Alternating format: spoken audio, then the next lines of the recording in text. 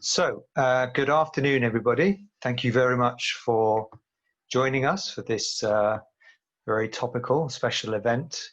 And thank you all for your interest in this. This is turning out to be one of the biggest turnouts we've had for one of our events. And of course, it's a subject which is close to the hearts of many of our members, and particularly from amongst the second generation. And of course, more broadly, this was a subject that ranked strongly in the second generation survey that we launched towards the end of last year. And it was, of course, supposed to be something that we featured in the second generation conference we had planned for early this year, generally the subject of reclaiming citizenships from parents, grandparents, connected with flight from persecution. And it also follows the other events that we've done in recent months, including the presentation by colleagues from the Jewish Historical Society of England, the EU Passport Project, which I'm sure many of you familiar with and were at the event we did a few weeks ago. I'm delighted to introduce the speakers. Hannah Lessing, who's the General Secretary of the National Fund of the Republic of Austria for Victims of National Socialism and the General Settlement Fund for Victims of National Socialism. And among her many other roles, Hannah is also the co-chair of the Austrian delegation to the IRA, something which we have featured on previous events. Frank Ortner is the first secretary and consul at the Austrian embassy, who's overseeing the submissions and the related inquiries resulting from the changes to the Austrian Nationality Act. And Michael Hilsenrath, who is the chairman of the UK Umbrella Group, which is the ad hoc committee that supports and represents survivors and refugees in Britain. He's also a trustee, a fellow trustee of the Anglo-Jewish Association and a board member of the Claims Conference and a member of its Leadership Council. And more specifically for this event today, he is the son of a refugee who fled from Austria. So welcome to our three speakers and welcome to you all. The last person I want to mention is my colleague, Susan Harrod. Thank you very much for organising the event and doing everything to get it staged and delivered now. So I've broken the event down into three parts. We're going to start with me asking Frank some questions about the Nationality Act and what is involved, what it entails. And then I'm going to lead on to a contribution from Hannah and the work of the National Fund and the documents that they have available. And then I'm going to introduce Michael to ask him some questions. Let me start then with Frank. So Frank, first of all, it's been very nice to meet you this last few weeks and to understand a bit more about this process, the changes. Perhaps you could start by just giving us a brief overview to the changes to the Austrian Nationality Act, which of course came into effect from the 1st September, and the rationale behind them and the implication. Well, hello, Michael, and good afternoon, everybody who is listening. I hope that everybody can see and hear me. It is a pleasure to be invited at this event, and I hope that I can clear out some things that are perhaps a riddle to some of the listeners here. About this new law who came into force on the 1st of September, I have to say this in many ways a small revolution, as until the 1st of September it was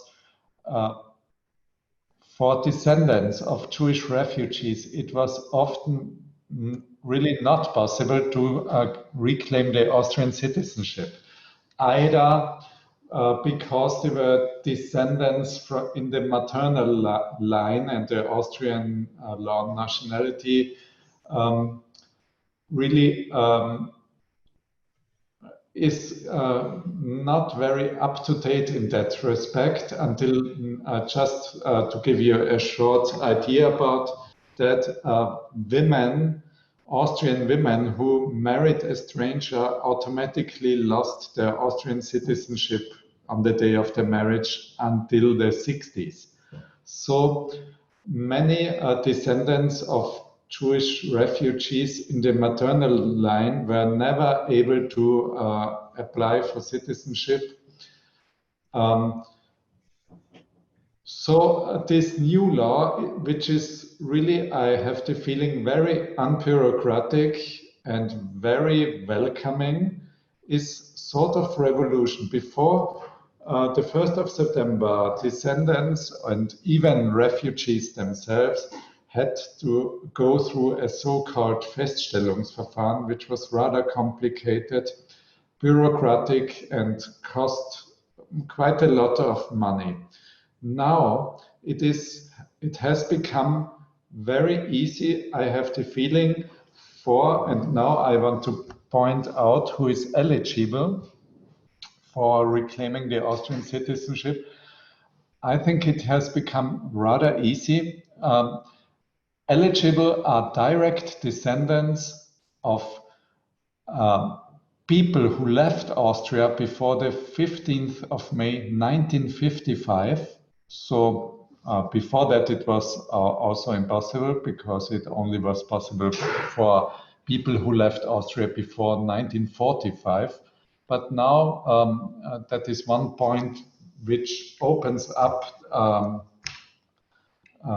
the eligibility, because many people stayed a little bit after the Second World War came back to Austria, didn't stay for long and went away because they had the feeling it was not a country after the war who was very welcoming to them, for instance, I would say.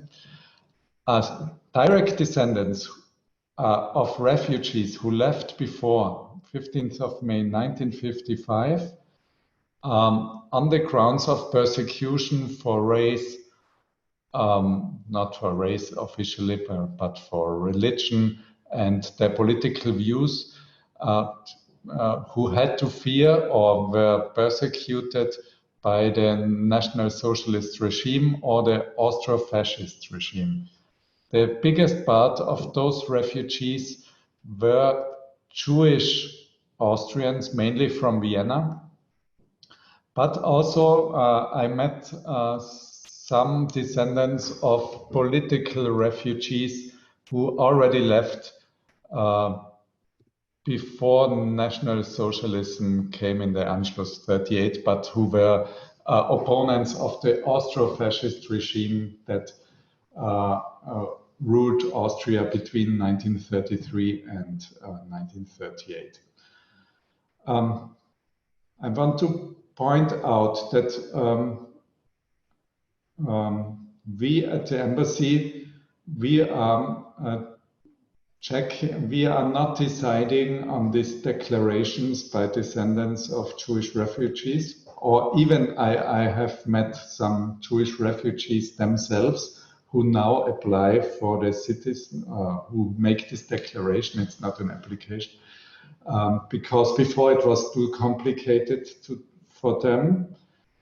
As it has become rather easy to make such a declaration, we are facing, I'm very happy about this. Many people, I think it is a success story. Many people also already stated their interest, and we have already received around 550 declarations. And coincidentally, today we received the first positive result from Vienna. The city of Vienna, Magistratsabteilung 35, is the authority who has to deal or has to decide upon such declarations. sent us the first positive result just today. And so it is working very fast, very uncomplicated. So far I've talked to many people in the last month. I just came to London in July, and practically on the day when I arrived in London, the whole story started, or became really acute, I would say. The resonance that we receive from descendants of Jewish refugees is very positive, I have to say. And so far, I think I didn't hear any complaints, which is, if you work at an embassy, astonishing, because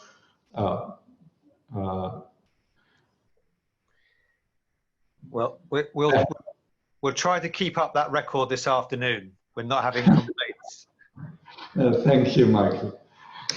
But can I just interrupt you, because you talk about the descendants from the female refugees, and of course there were many female refugees who came as domestics. I mean, there were many who came on kinder transport and other refugees and domestics. So there will be many who were in this position, who were in descendants who would have previously been excluded. And of course, this was a similar problem that was faced with applying to the German equivalent, the law which provides for the restoration of citizenship. So with the changes to the Nationality Act, is it correct to summarize, say it removes all the previous legislative hurdles that people were stuck under, obstacles that were stuck under? Yes. Okay. Not, I wouldn't say all, but many. For instance, it is not necessary to prove that the generations before didn't go to the voluntary military service. It is still a problem if you are in a voluntary military service at the moment, but if one of your ancestors, the in-between generation, or perhaps the grandfather, joined the British Army voluntarily after the war, for instance, before that was a serious problem. Now it's not a problem any longer. And I could go on. It has become much more open and welcoming, and we here at the embassy try to convey this welcome feeling. We are personally, I'm very proud and happy to see so many people reclaiming their citizenship. I've been to Edinburgh the last weekend personally to receive around 40 declarations by people, Austrian descendants of Austrian refugees living in Scotland and Northern England. They also came from Newcastle upwards to Edinburgh. And every single one of them was so happy about the possibility, not only, I wouldn't say it was not only because of the Brexit for practical reasons. I tried to talk to them about their motives. The main reason is that they still feel a connection with Austria or the Central European culture. I think almost all of them were either scientists, artists, actors. It was a very interesting conversations I had with all of them, and all people are people that Austria really can be proud of to welcome as citizens, I have to say. Yeah, I certainly am. This is a typical, not in every case, but it's a typical backstory that they were professionals from a wide range of industries. You talked earlier about this today receiving the first decision. Just to be clear here, we're talking about since the 1st of September, somebody submitted a how do you say, a declaration to the 35, and in response to that, they've had a positive decision. Yes. We received the written positive decision. We have to hand it out now. And in the same moment, this person can apply for a passport and a certificate of citizenship, which is really very fast. I remember in the old system, it took months, many times even years to end such a the reclaim of an Austrian citizenship. Now, this person, I can remember her very well because she came on the 1st of September. She was the second person to file her declaration. I remember her very well and I talked to her. And now, not even 6 weeks later, we have already received the positive result. So it's demonstrating that can be the time frame. I mean, this part of the process can be relatively quick, because at this stage they're submitting the declaration to this MA35. Now, of course, this is only the first part of it, because connected to that there is other information which needs to be submitted, and other documentation, other things to declare, other things to show. I should at this point out that there is extensive information and links both on the AJR website and, of course, from the Austrian Embassy website, which then links through to, for example, the National Fund and other places where people can go to gather information. And we'll put those links up in the chat function in a moment. But while we're doing that, Frank, can you just perhaps elaborate on that? So at this point, what exactly are people doing when they submit the MA35? Yes, well, we need the declaration signed by the person who wants to reclaim the Austrian citizenship. That is the central document, I would call it. It is automatically produced. If you enter the website of the Austrian Embassy, you will find an online questionnaire.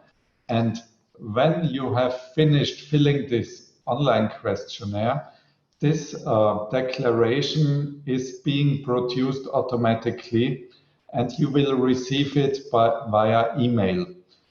You just have to print it out and sign it. But of course, you would have to bring, and now I'm quoting, first of all, the documents that you would need to prove your own identity and or your own persons. Documents concerning your own persons as a descendants would be a passport or ID card. Then we would need a photo and a criminal record. In Britain, this is the basic DBS check. Yep. Or for people between 14 and 16, it is the ACRO, it is called. Yeah, and again, there are links on here, and that just to confirm another point here, that there is now no barrier to any downward generations of people applying. So no, I want to thank you. A child of a refugee can now apply, and then his or her descendants onwards are also eligible. Yes, thank you for asking this, Michael. Children and grandchildren and grandchildren, I think you call them, can apply. Also adoptive children, so direct descendants of the refugee can apply. We are getting many questions about the spouses of descendants. I am afraid they are not eligible. Yes, we received complaints. We received, I think, 2 complaints about that fact that the spouses of these descendants cannot reclaim the Austrian citizenship unless they are descendants of Jewish refugees themselves, or later on they would have to live in Austria for 6 years. Then they together with the Austrian. But this applies to everybody. This applies to every Austrian living abroad. The spouse wouldn't be able to get the citizenship unless the spouse is living for a while in Austria. So it's not discriminatory. And I hope people can understand that it is by no means ill-minded, this regulation. And the other piece of information that people need to, the other process is that if they are submitting documents, British documents, these have to be notarized by an apostille from the British Foreign Office. That's correct, yes?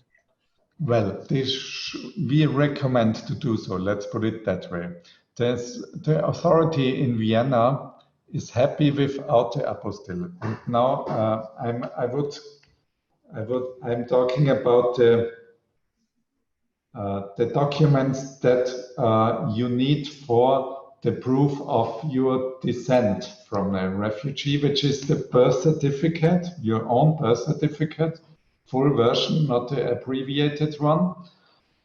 If it was issued before the 16th of February 2019, then we recommend to make the apostille. The MA35 would do the citizenship procedure without it, but you would need it later on for the application for a passport. So we recommend it to make it straight away, then we have everything together. And it is not complicated. I heard some people get it even in less than a week. Some of them already got it after 24 hours. So it is really not a big issue, I understand. I never tried to do it myself because I don't have any British documents. But what I hear from people, it is really not very complicated. At times, it is more complicated to reissue birth certificates, as now due to coronavirus, those authorities here in Britain are still not. If you don't find your birth certificate and you want to reissue, let it reissue. I heard that some people are waiting for several weeks for such a reissue. Okay. I want to bring in Hannah in just a moment, but last question for now, Frank. Can we just, there's a cost for people to go to the apostille and do the DBS. Is there a cost in any of the Austrian part of the process to submit the MA35 or the passport? No. Well, there's no cost for this declaration, for filing the declaration and the procedure and the reclaim of the citizenship, but the descendants would have to pay for the apostille and for the criminal record themselves. And later on, if they apply for a passport, just the normal fees would apply for them also. Okay. Hannah, can I bring you in here, because we're turning the conversation to talking about documents. It would be, I mean, many of the people on the call, perhaps their parents or they themselves would have been beneficiaries of the payment or payments from the National Fund or the General Settlement Fund. But perhaps you could just talk about what sort of things you have in your archives that could help people in this process. Well, first of all, really thank you for having me. Hello to everybody. I think many of you know me for the many years that I've been working together with Michael I think it will date back to 1996. We shouldn't talk about it, something like this. It was last millennium. It was last millennium. Oh, okay, let's put it this way. Yeah. I just wanted to get back a little bit on the changes. Yes, it was after the male descendants of Holocaust survivors that the citizenship law was allowed. And I remember for the last 25 years that many of the survivors were just not understanding why, on one hand, they couldn't get back the citizenship, and on the other hand, that they would have to apply. Because some of them told me, something which was stolen from me, why should I apply for it? And there was also a second real problem, that if you had to apply for something, you would lose your actual citizenship. Through the laws which was put in 1994, but now specifically this law, there is no danger anymore of losing your actual citizenship. There is a double citizenship which is possible. And I think this is very important, because also Austria normally doesn't allow double citizenship. In this case, they do. What was for me very important are these two main groups which are now allowed to apply, which is not only the female descendants, but this cutoff time 45, which is now 15th of May 55. Why was it so important for me? I really fought for it because, for example, Ruth Klüger, Zichrona Livracha, she passed yesterday. One of the most amazing women in literature, survivors of Auschwitz. Auschwitz is liberated.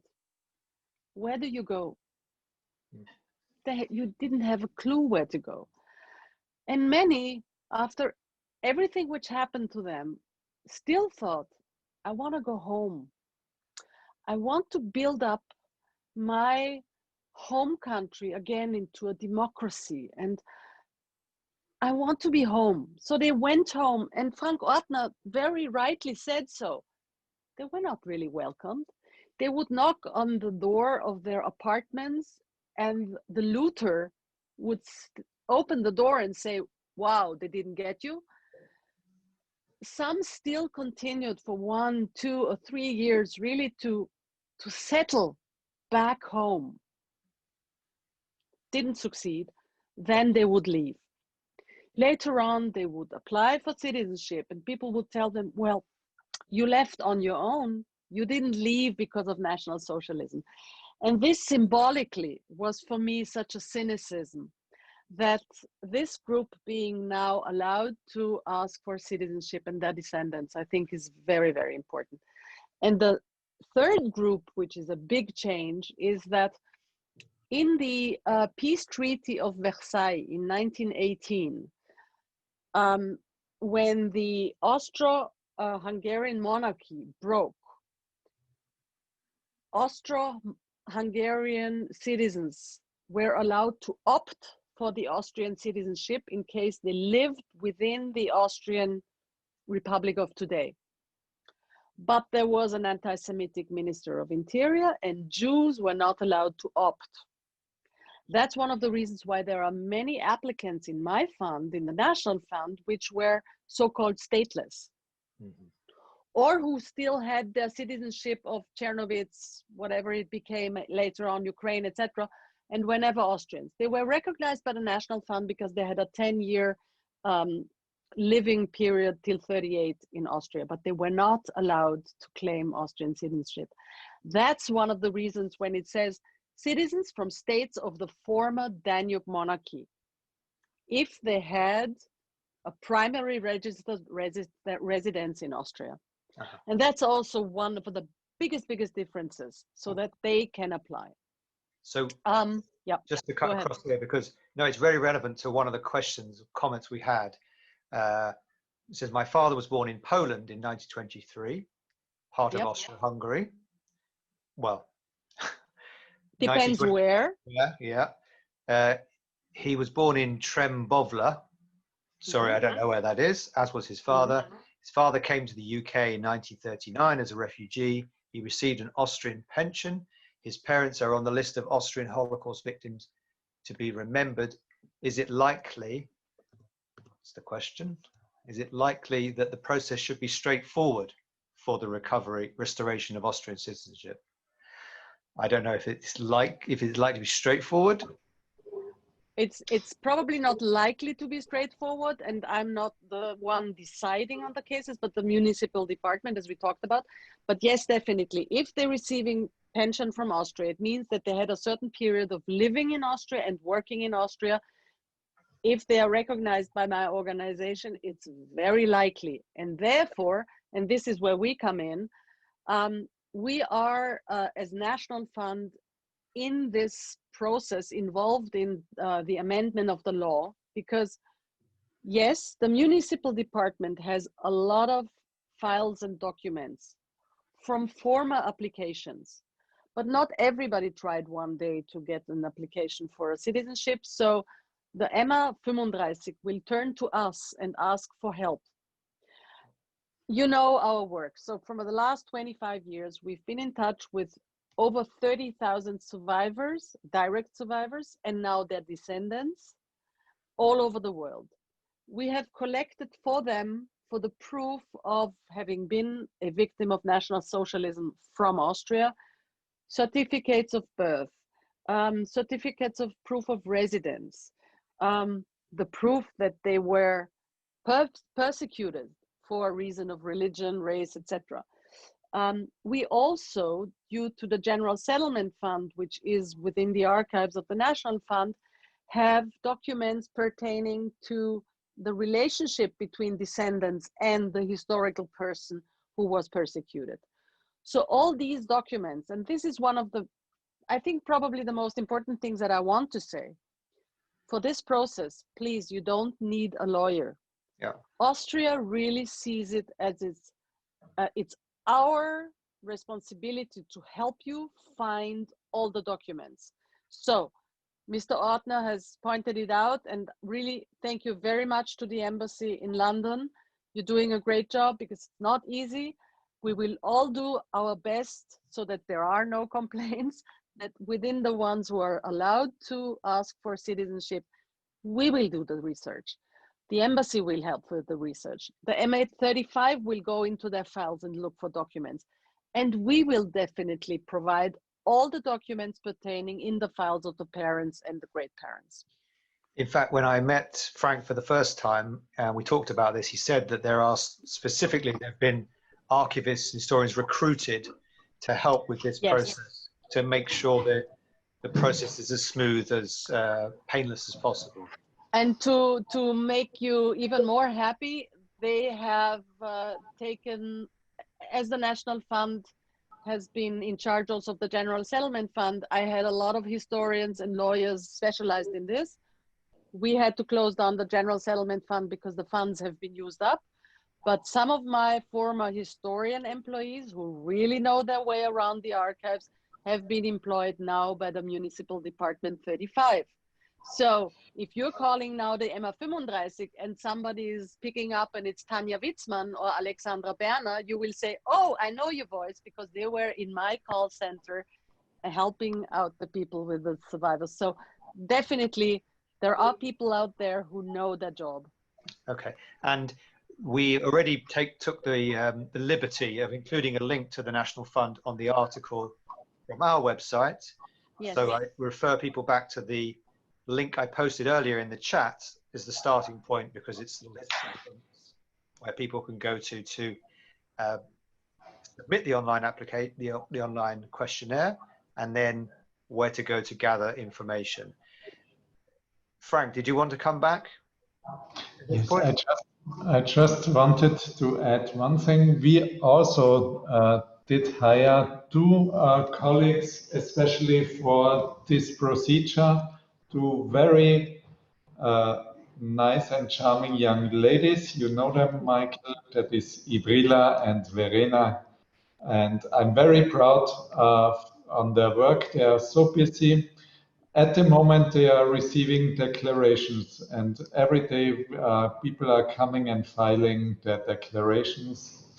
And so they cannot join the meeting because they are downstairs at the counter and at the moment talking to descendants of Jewish refugees. Well, give them our regards and thank them for their work.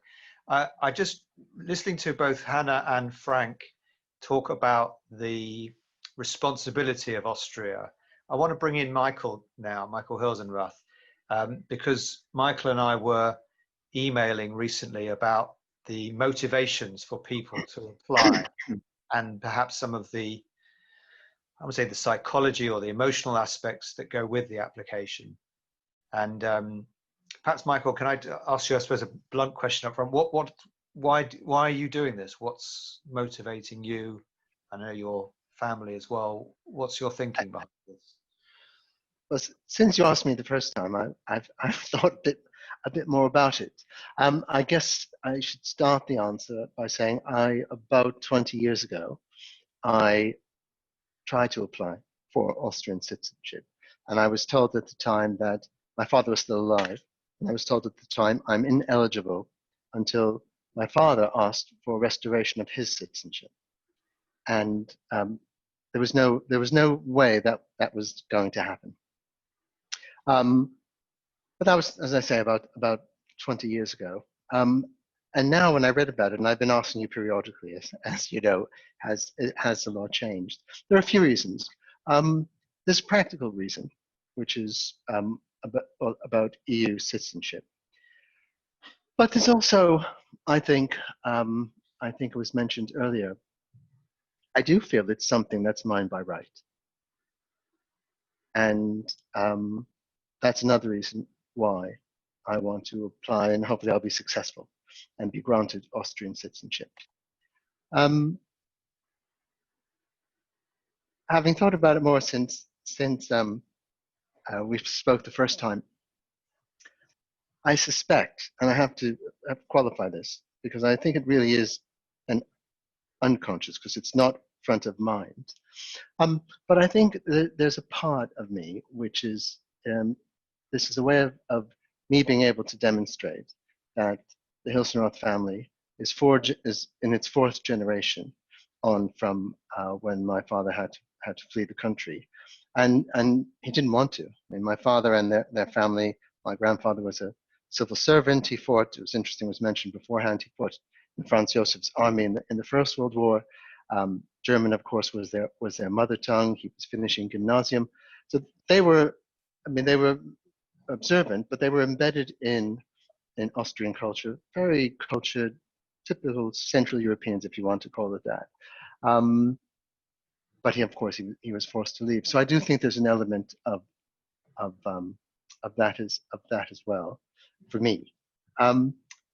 But there's an ironic aspect as well, which is anytime the opportunity for citizenship to come up with my children, and they're already dual nationals because I'm a dual national. I was born in the States, as you know, and I have British nationality. From my wife's side, they're eligible for Spanish or Portuguese citizenship. And I try to say to them, it's always good to have options, because we never know what's going to happen in our lives. We live in a country, we're very happy, we're safe. It's not even related to being Jewish. Just in general, you can see what's going on around the world. And I see a lot of irony in that, because for them, certainly, for me, it's a much more personal connection. And they did know my father. But the idea that descendants of someone who had to flee a country are now eligible for citizenship of that country, which will give them, of course, the opportunity to travel in and out very easily. But it's also another place that, should it be necessary, they can go to and be safe and be welcomed.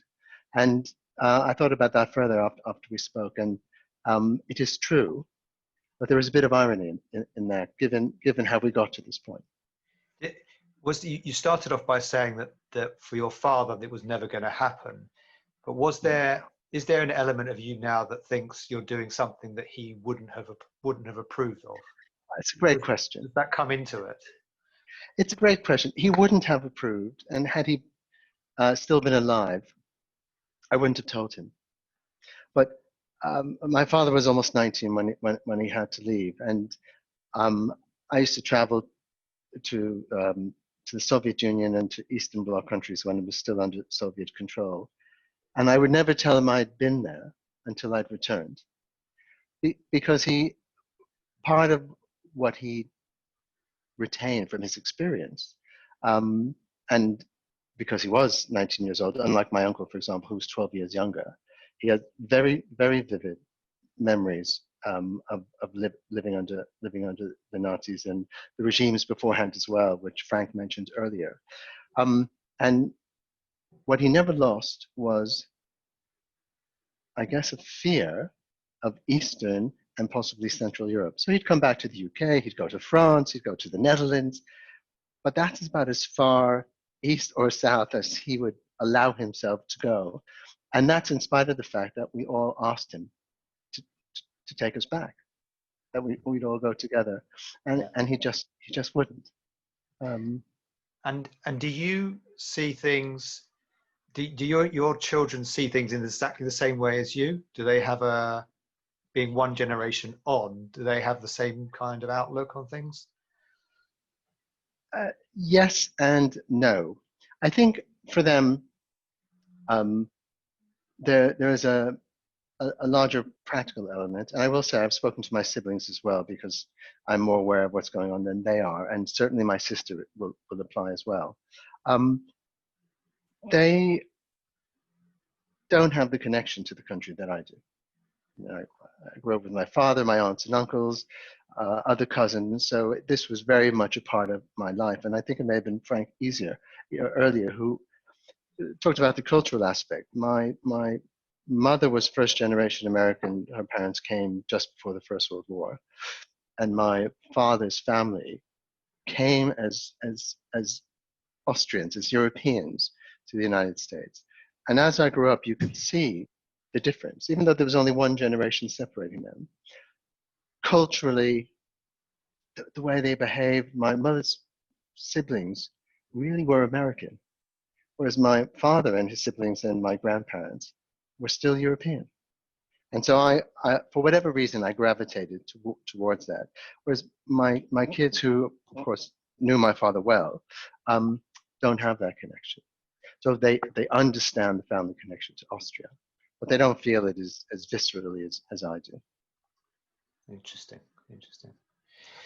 May I add one thing, perhaps, Michael and Michael, that we are having the experience that some second generation descendants bring along their first generation refugees, and they are filing the declaration together. Those people who came with the Kindertransporte, now, as this scheme, I would say, is so open and welcoming, finally they find it at finally, I would say they find it attractive to become Austrian again. Perhaps this would have applied to your father also. Perhaps. It's a story that makes me really sad, I have to say, and I can understand that he didn't want to become Austrian very well. But perhaps he could finally, if he would still be alive, find it attractive to become Austrian now. And perhaps what I would, it's an interesting point that you're putting forward. He might have. What's more interesting for me is the reaction of my siblings. I'm one of four. And of the four of us, there's no question 3 of us are going to apply for Austrian citizenship. But my eldest sister is, I guess the best way to describe it is she's not as enthusiastic about it as we are. They live in the United States. Now, if I lived in the United States and I had an opportunity, even if I had no plans to go or get to know the country, I had an opportunity to become a citizen of another country, I would certainly take it up. But I can't explain why, because of course it's an emotional thing for her. She's a few years older than I am. But she's not thinking about it the way my two other siblings and I are. And she can't explain why. It's just a feeling. I'm conscious of time, and there are Sorry. No, it's good. It's a bunch of questions, some of which comments relate to what you've already said. But Hannah, I could see you waving at me, so if you wanted to add something. I don't want to take so much time, but I totally understand. I have two cousins in Israel. One has already, because her father was my Austrian cousin, so male line, applied for herself and 3 kids already ages ago. My other cousin, no application. I told her, you don't even have to do anything. It's just pushing a button, and it's the easiest way at your side. And she said, I don't feel it. And when I was interviewed in the newspapers about the citizenship, why would people now apply? Do they want to have social security in Austria and payments from Austria? No, the ones who apply, the feeling that I got out of those 25 years is that with the first payment that they received through the National Fund in the mid-90s till 2000, many of the survivors, what the first thing they did was 5,000 euros. They took their families, children and grandchildren, and came back to Austria. So I'm an economist. So people who ask me, return on investment, there was a triple return on investment. They really spent all their money in Austria. And these kids who came in the late 90s with their parents and grandparents really developed sort of roots. They understood where they come from. They understood the culture. And for some, this feeling just doesn't come. And for others, it's really very strong. That might explain it. I've been to Vienna a few times. In fact, just before we got married, I brought my wife as well because of the connection I felt to the city. So it's really interesting listening to hear the experiences of 2 cousins from the same family. We're all different. Yeah, sometimes, I mean, this is a phenomenon we've talked about before, that you get within families someone who is the real torchbearer and somebody who holds that memory of the ancestors, and so they feel closer to the subject, or one or two if there are multiple people, and so that perhaps explains some of this as well. And the more they hold on to that, the more it tells the others, well, that's Michael's subject, that's Hannah's subject, and so it sort of reinforces that feeling, that notion. So let me try and get to some of these questions, because I can see they're flooding in here. The person who emailed to say submitted a message to say they applied over 2 years ago. They're still waiting to hear. Would it be quicker to try again under the new procedure? And if so, would I have to produce all the documentation again? Let me suggest that lady emails me, and then I can share that with Frank, and we can discuss practically. I'm conscious of getting into the technicalities of a very, what might be a complicated case. A specific question: in Northern Ireland, there's no such thing as a DBS. Will a police check do? Should I tell questions such as these to look at the online process? I don't know, Frank, do you know if that's a yes or no answer? Well, there is an equivalent in Northern Ireland, and the information is if this gentleman or lady fills out the online questionnaire, she will get an information sheet by us, and everything will be explained in this information sheet. Okay. Are non-UK documents required to have diplomatic certification? I was born outside the UK in Kenya. So as I understand it, the apostille is for British documents. Yes. Yes, I am afraid if the birth certificate is from Kenya, it would be necessary to bring the full diplomatic legalization. That means the legalization by the Kenyan Foreign Ministry and the super legalization by the Austrian Embassy in Nairobi. But it still should be manageable. Okay. Michael, it's a linked question to what Frank, in my case, I was born in the United States, but I'm naturalized. And as part of the naturalization process, I had to prove my ancestry to my parents. In that instance, would that suffice? Because these are certified documents by the British government, essentially saying, "Oh yes, we know who you are. We know who your parents are." Because I mean, it was 12 years. I can't remember when. But would that be a way for people to? I'm afraid we would need the apostille on your birth certificate. Not we, but the MA certified.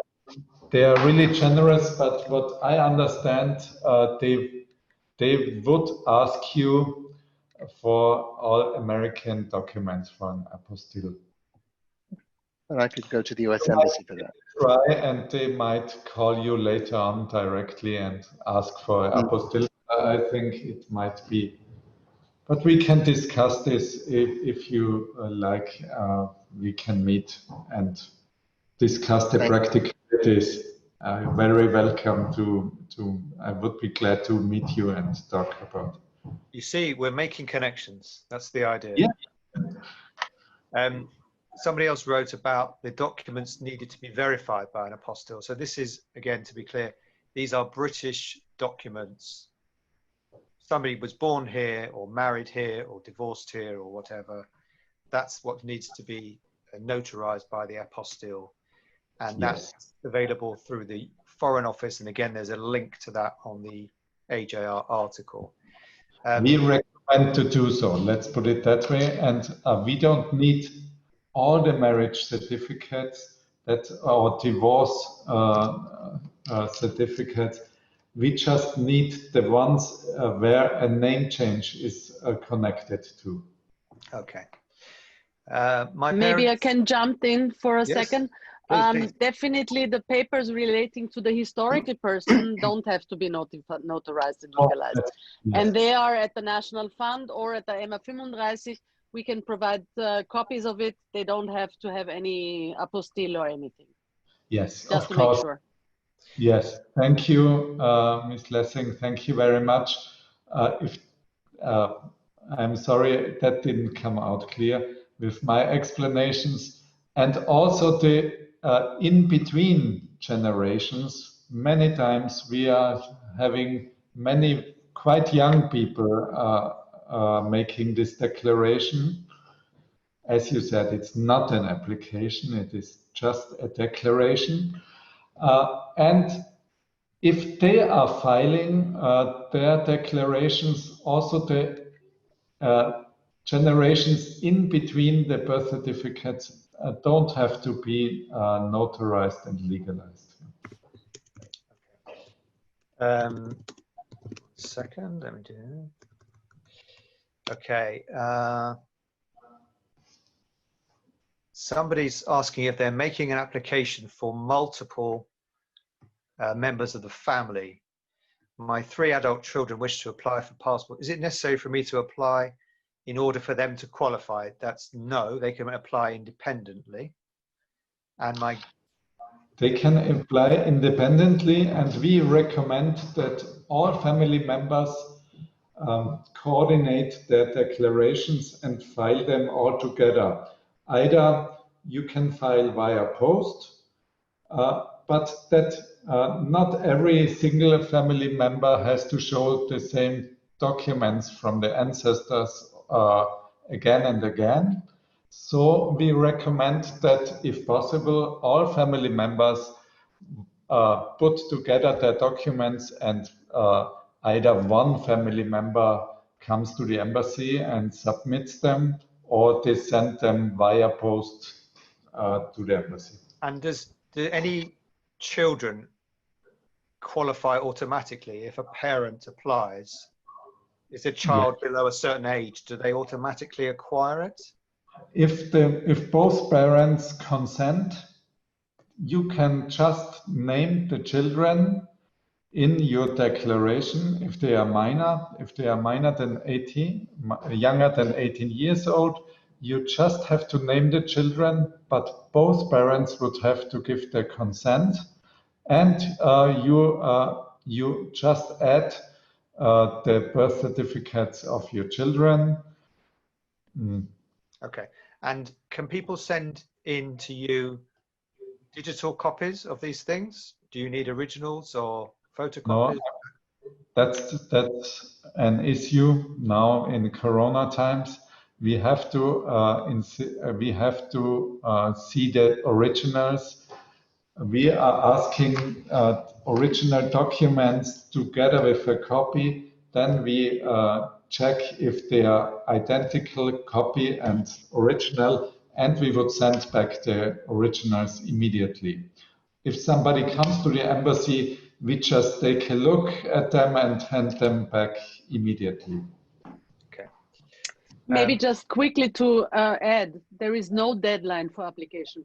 Yes, very so important. There is no rush, even if now with Corona, the situation is terrible and the decisions will be done still quickly, but please, there is no deadline. No. Very important, thank you. We know people like the lady who came to Frank on the 1st of September, they imposed their own deadline.